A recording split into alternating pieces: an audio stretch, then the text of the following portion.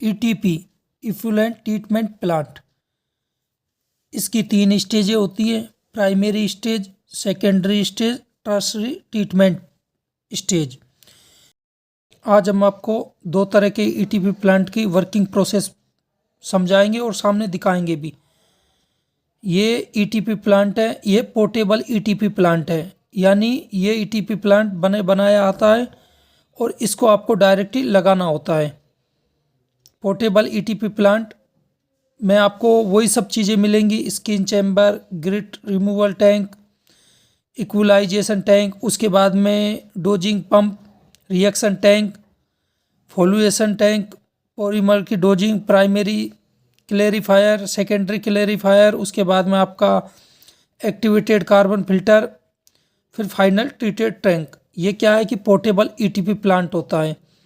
दूसरा जो ETP plant हम आपको दिखाएंगे, ये ऑन साइट पे बनाया हुआ ईटीपी प्लांट है।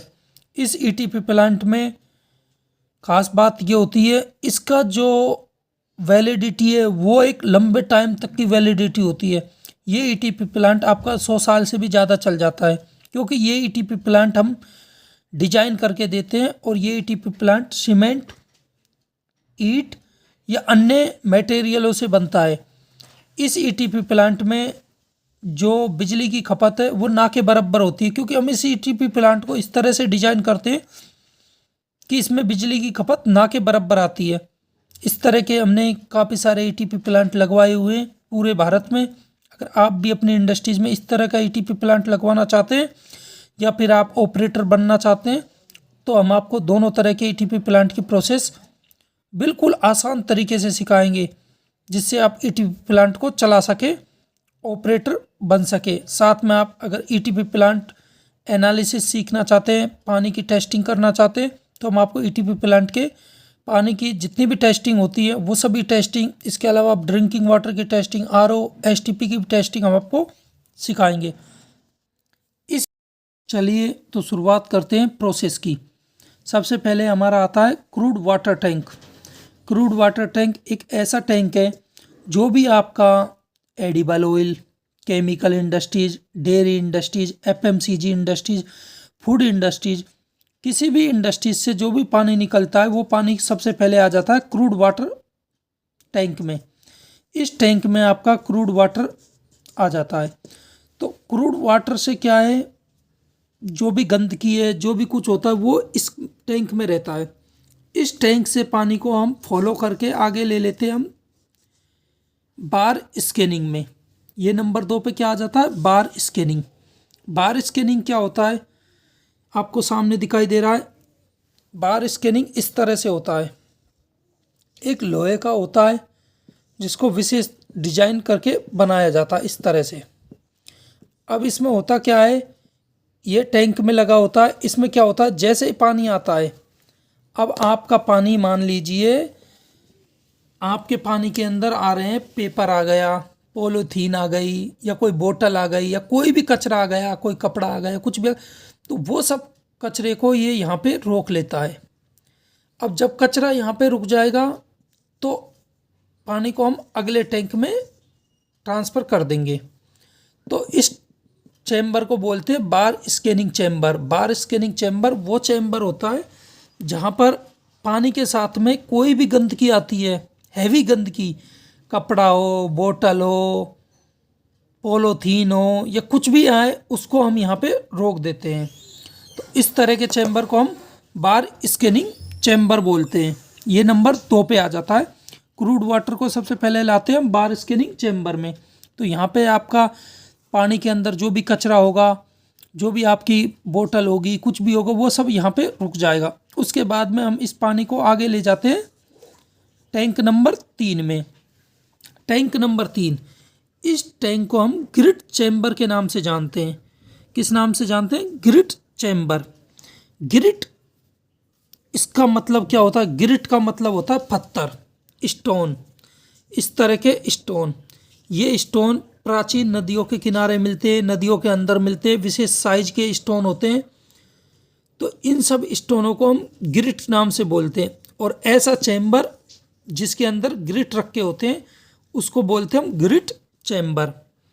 तो ये हमारा ग्रिट चेम्बर होता है। होता क्या है, पानी में सबसे पहले आपने क्या हटा दिया, जो भी आपकी मोटी डस्टिंग आई थी, जो भी आपकी मोटी डस्टिंग में आपके कोई कपड़ा का टुकड़ा आ गया, कोई बोतल आ गई, कोई पॉलीथीन आ गई, वो सब आपने यहाँ हटा दिया। अभी भी पानी के अंदर क्या है, गंदगी है, काफ़ी सारी गंदगी है। तो वो सब गंदगी कहाँ पे आ गई, ग्रिट चैम्बर में। ग्रिट चैम्बर में क्या होता है, जो भी हैवी मेटल्स होते हैं, जो भी पानी के अंदर हैवी पार्टिकल्स होते हैं, वो सब पार्टिकल्स ये ग्रिट के अंदर यहाँ पे फंस जाते हैं इधर। अब आपने यहाँ पानी को छोड़ दिया 15-20 मिनट, आधे घंटे के लिए पानी छोड़ दिया, तो जो भी हैवी मेटल्स हैं, हैवी पार्टिकल्स हैं, वो सभी heavy particle, heavy dusting, heavy आपकी डस्ट है या कुछ भी है पानी के अंदर, वो सब आपकी यहाँ स्टोनों के अंदर बैठ जाएगी या ग्रिट के अंदर बैठ जाती है। इसलिए इसको ग्रिट चैम्बर बोलते हैं।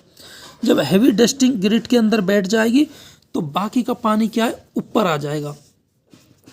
मान लीजिए आपने कोई बीकर ले लिया, ये आपका ग्रिट चैम्बर है, इसके अंदर यहाँ पे हमने ग्रिट विशेष डिजाइन तरीके से रख दिए हैं, तैयार कर दिया ग्रिट चैम्बर। जब यहाँ पे पानी आएगा तो पानी में जो भी कोई गंदगी होगी, मिट्टी होगी, धूल होगी या अन्य कोई गंदगी है, सेडिमेंट है, वो सभी सेडिमेंट्स कहाँ पे, यहाँ स्टोनों के बीच में यहाँ पे बैठ जाएंगे और बाकी का पानी नितर के कहाँ पे रहेगा, ऊपर रहेगा। तो ऊपर वाले पानी को हम अगले चैम्बर में शिफ्ट कर देते हैं, आगे हम भेज देते हैं।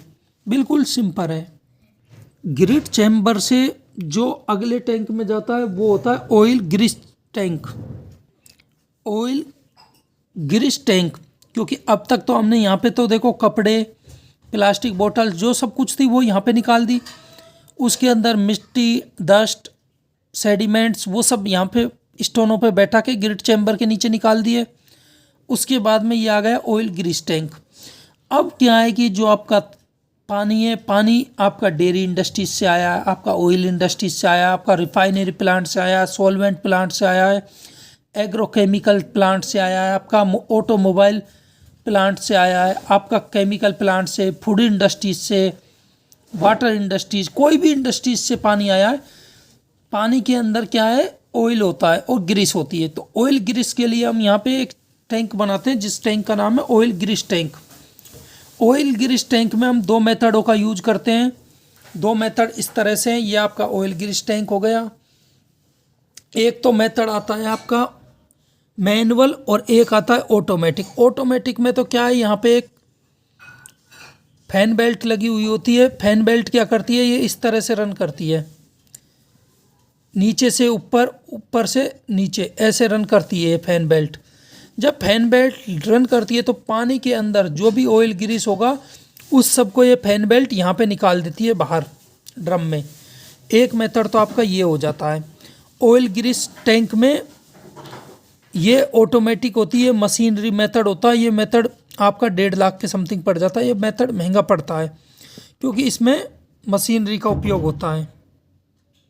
जब हम सेकंड मेथड की बात करते हैं तो यहाँ पे मशीनरी नहीं होती। यहाँ पे क्या है, आप जब पानी में ऑयल ग्रीस है, हमेशा आपने देखा होगा तेल और पानी को मिक्स कीजिए तो कुछ टाइम बाद में तेल और ग्रीस हमेशा ऊपर आ जाएंगे तल पर।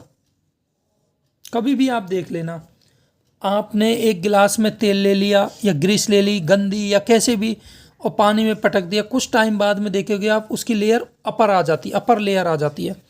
तो आप क्या करोगे, यहाँ से इसको फिजिकल तरीके से, फिजिकल से एक ड्रम में कलेक्ट करा लोगे। जितनी भी ऑयल ग्रीस है ऊपर आएगी अपर में, वो सब आप फिजिकल रूप से उसको एक अलग ड्रम में इकट्ठा कर लोगे, ड्रम में इकट्ठा कर लोगे इस तरह से। यहाँ पे 2 प्रोसेस होती है। प्रोसेस ए जहाँ पे आपको ऑटोमेटिक मशीन मिल जाती है, प्रोसेस बी जहाँ पे आपको मैनुअल काम करना होता है। मैनुअल में जितनी भी ऑयल ग्रीस ऊपर आती है उसको कलेक्ट करके ड्रम में ले लेना होता है। ठीक है, फिर हम चलते हैं इसके बाद में तीसरे मेथड की ओर। इसके बाद में हमारा जो ऑयल ग्रीस के बाद में जो अगला टैंक है वो टैंक होगा हमारा इक्विलाइजेशन या कलेक्शन टैंक। इसके बाद में अब हम चलते हैं, ऑयल ग्रीस हमारा नितर गया, जितना भी ऑयल ग्रीस ऊपर आया था वो सब हमने निकाल लिया। अब चाहे हमने ए मेथड से निकाला हो या बी मेथड से। ए मेथड में क्या है कि मशीनरी का खर्चा आता है, बी मेथड में कोई मशीनरी का खर्चा नहीं आता, आप जैसा चाहे वैसा निकलवा सकते हैं। और सबसे बड़ी बात, आप जब वाटर की टेस्टिंग सीखना चाहते हैं तो आपको हम ये भी सिखाएंगे कि कौन सा सैंपल, अब आपको ऑयल गिरिश टैंक में से कौन सा सैंपल उठेगा। जैसे यहाँ से ओजी टेस्ट होता है, ऑयल गिरिश टेस्ट होता है, वो टेस्ट किस तरह से होता है, टेस्ट के क्या पैरामीटर है, क्या केमिकल रेजेंट आता है, किस तरह से प्रिंसिपल है, किस तरह से वो टेस्ट को परफॉर्मेंस करते हैं, किस तरह से टेस्ट करना है, टोटली चीज़ हम आपको सिखाएंगे। यहाँ पे आपको कौन सा सैंपल टेस्ट करना है, यहाँ पे कौन सा सैंपल टेस्ट करना है, वो टोटली चीज़ें हम आपको सिखाएंगे। आपको ऑपरेटर बनना, आप अगर इंडस्ट्रीज में एटीपी लगवाना चाहते तो हम आपको कम्प्लीटली लगाएंगे, साथ में ट्रेनिंग देंगे स्टाफ को भी। तो हम आपको टोटल सॉल्यूशन लेकर आए एक ही प्लेटफॉर्म पे, डॉक्टर सिंह इंडस्ट्रीज कंसल्टेंसी के प्लेटफॉर्म पर। तो ऑयल ग्रीस टैंक से ऑयल ग्रीस को रिमूव करने के बाद में फिर हम इसको अगले स्टेप पर भेज देते हैं पाइपलाइन के थ्रू। ये पाइपलाइन है, इसके थ्रू हमने, तो अगला स्टेप है हमारा इक्विलाइजेशन या कलेक्शन टैंक। कलेक्शन टैंक मतलब हम यहाँ पानी को कलेक्ट कर रहे हैं। इक्विलाइजेशन मतलब इक्विलाइजेशन तो आप जब इक्विलाइजेशन को दो हिस्सों में बांटोगे तो क्या पाओगे आप, इक्विल मतलब एक वल करना, एक समान करना। यहाँ पे क्या है, जब आपका क्रूड वाटर टैंक में पानी आया है तो मान लीजिए कोई पानी का आपका पीएच 70 डिग्री, कोई आपने पानी भेज दिया 8 डिग्री ठंडा पानी, कोई गर्म पानी, कोई ठंडा पानी, सब तरह का पानी यहाँ पर आया है।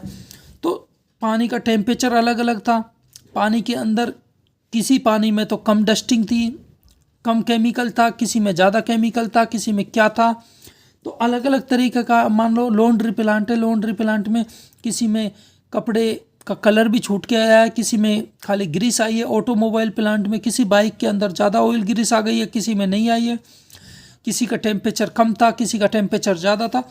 तो वो सब पानी को हम यहाँ इक्विलाइजेशन टैंक में इकट्ठा कर लेंगे। इकट्ठा करके यहाँ पे एक विलोडक होता है, इस तरह से एक विलोडक होता है ब्लेड का, उस मोटर की सहायता से हम यहाँ विलोडक चलाएंगे। विलोडक चला के और यहाँ पर हम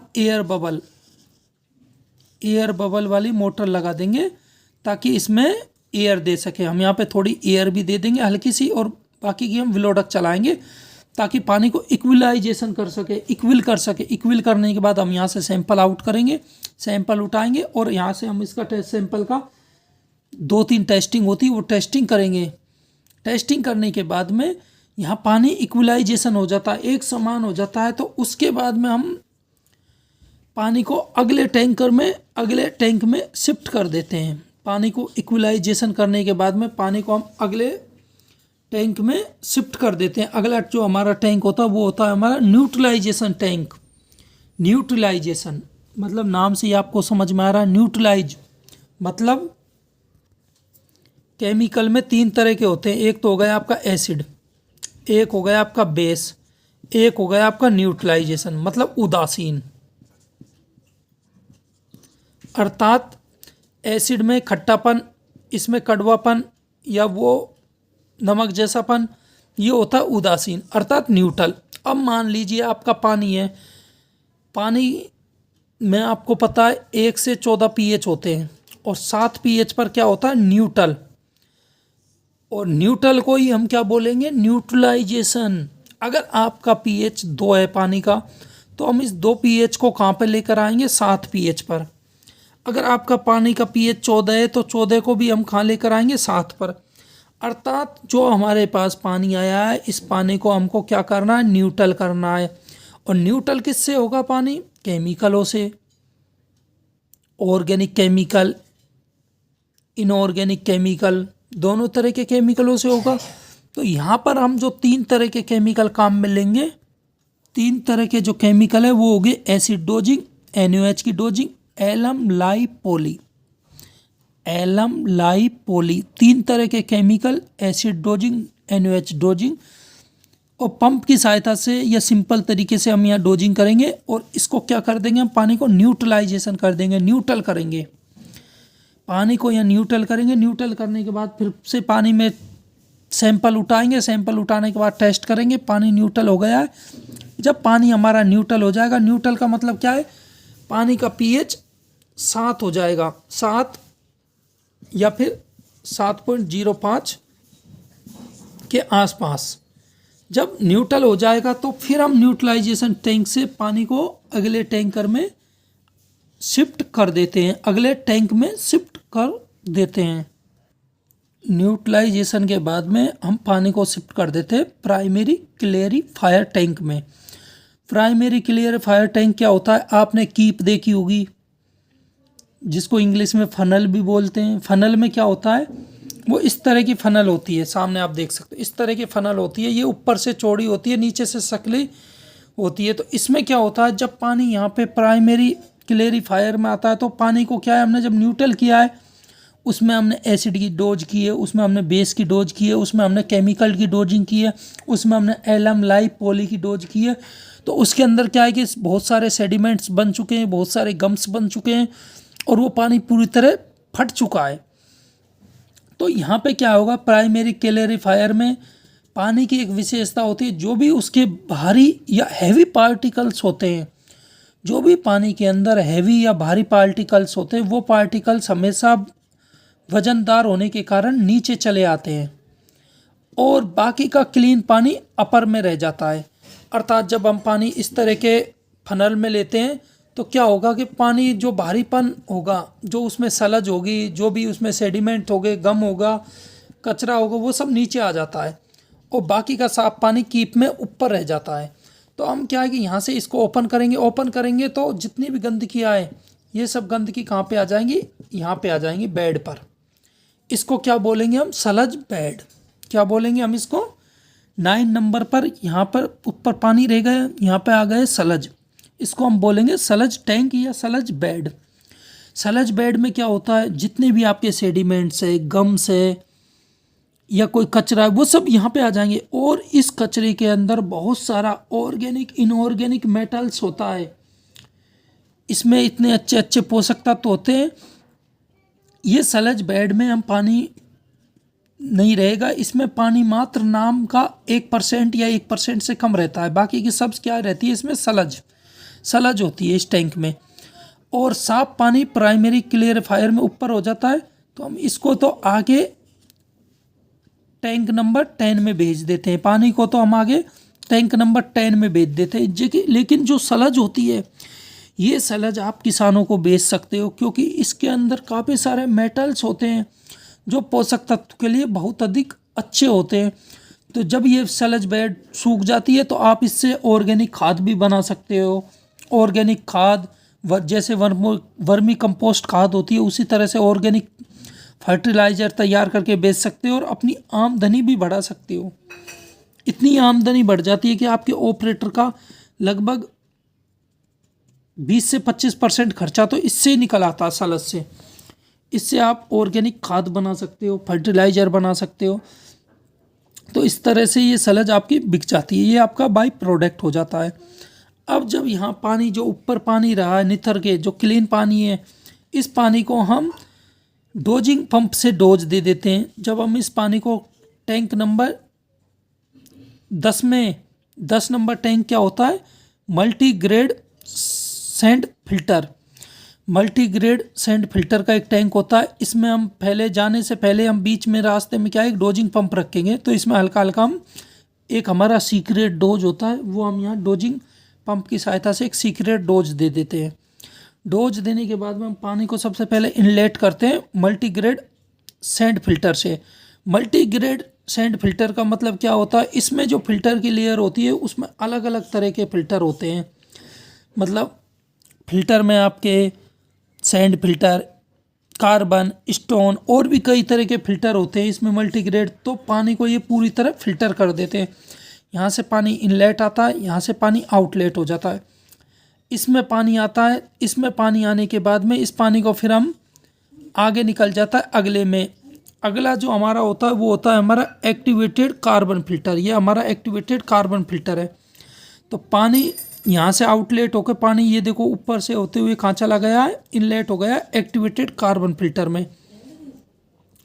जब पानी एक्टिवेटेड कार्बन फिल्टर में चला जाता तो एक्टिवेटेड कार्बन फिल्टर क्या है, आप जैसे कोई भी एक्टिवेटेड कार्बन फिल्टर का सिलेंडर भरवाओगे तो उसमें क्या है, जैसे 40 kg सैंड, 40 kg स्टोन और 50 kg कार्बन होता है।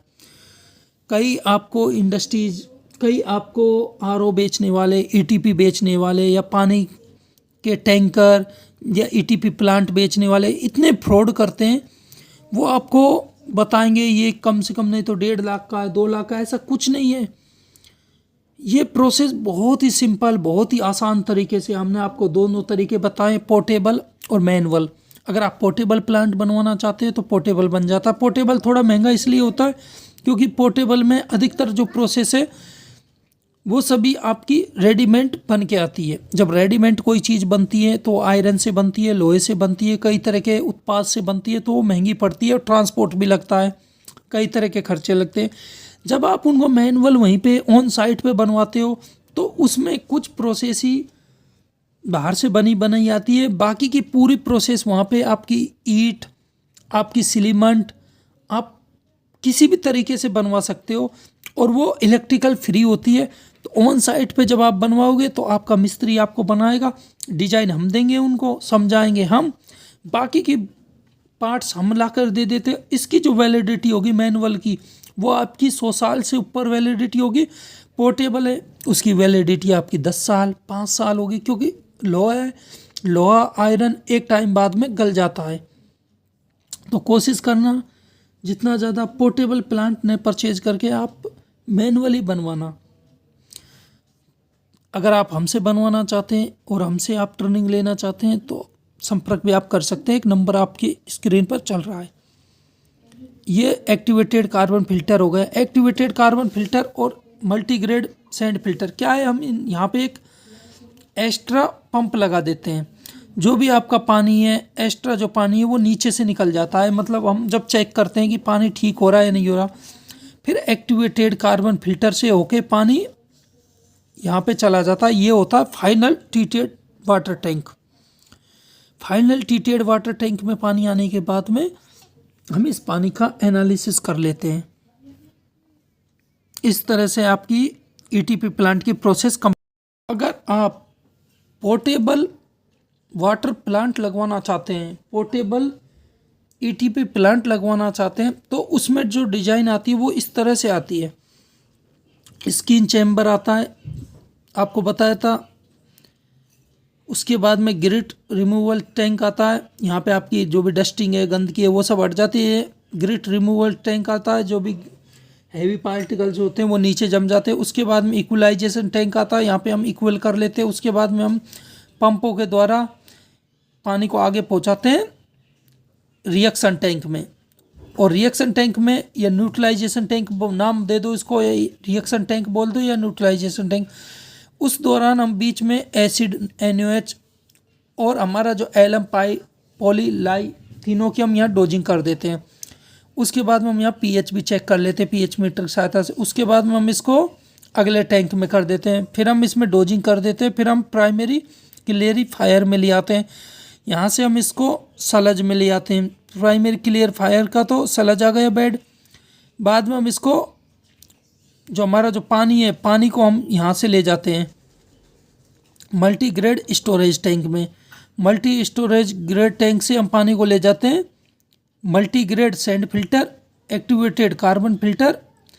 फिर इन दोनों के बीच में हम डोजिंग करके इसको फाइनल टैंक में ले आते हैं। तो ये तो हो गया आपका पोर्टेबल ईटीपी प्लांट। ये बना बना ईटीपी प्लांट होता है। लेकिन इस प्लांट में एक खासियत मैं आपको बता दूं, आप किसी से भी परचेज कीजिए, किसी से भी बनवाइए। हम नहीं कहते हैं कि आप डॉक्टर सिंह इंडस्ट्रीज़ कंसल्टेंसी से बनवाइए। आप किसी से भी बनवाएंगे तो वो लोग क्या है, आपको हल्का प्लांट बना देते हैं, कई तरह की मशीनरी गायब कर देते हैं, कई तरह की लो क्वालिटी की मशीनरी दे देते हैं। केवल डॉक्टर सिंह इंडस्ट्रीज़ कंसल्टेंसी आपको ये नहीं कहता है कि हम बनाएंगे, आप बनवाना चाहते हैं तो आप बनवा दीजिए, हम आपको वो डिज़ाइन तैयार करके दे देंगे, इस तरह से बनेगा। तो आप अगर खुद ही बनाना चाहते हैं तो खुद बनवा लीजिए, हमें कोई प्रॉब्लम नहीं है, हम आपको डिज़ाइन तैयार करके दे सकते हैं।